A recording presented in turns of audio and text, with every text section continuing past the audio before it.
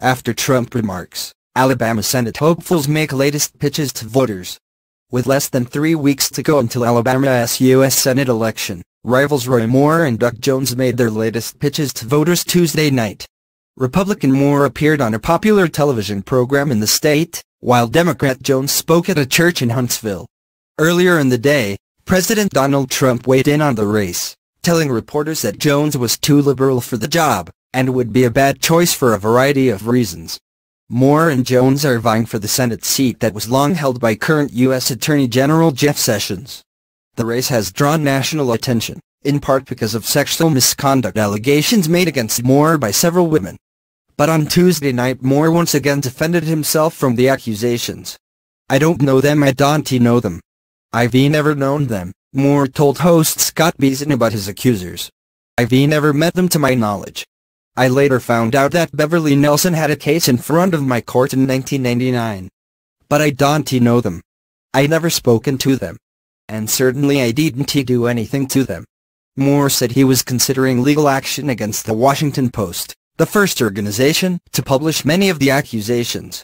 Moore, a longtime Alabama State Supreme Court judge, went on to draw distinctions between himself and Jones, a former U.S. attorney. "If you ask me the difference between myself and Doug Jones? Everything," Moore said. "I want a wall. I want to stop illegal aliens. There's just so many differences," Moore continued. "I believe in rights. They believe in transgender rights. We're talking about women's rights here. Who stands for women's rights?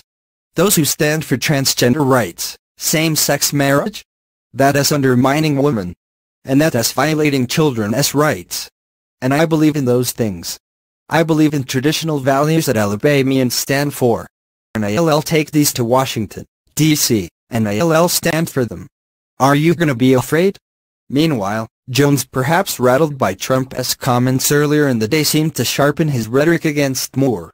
Jones urged the audience at First Missionary Baptist Church in Huntsville to trust their own judgment in deciding which candidate to support. "Look past Rs and Ds," Jones told attendees, advising them not to listen to Moore's supporters. "Are you gonna be afraid of what they're gonna say?" Jones joked that Moore, who was twice removed from his seat on the Alabama Supreme Court, can't seem to hold a job. "Twice, he violated his oath," Jones said. "Now, you know, down here, we have that saying, fool me once, shame on you. Fool me twice, shame on me. I don't know what about a third one. It never gets that far." In a state where it's difficult for a Democrat to get elected, Jones also made sure to praise Ronald Reagan, a GOP icon who was popular with many Democrats as well. "You gotta give Ronald Reagan a lot of credit," Jones said. "Well, Bill Clinton did a good job too," he added, appealing to the loyal Democrats in the audience.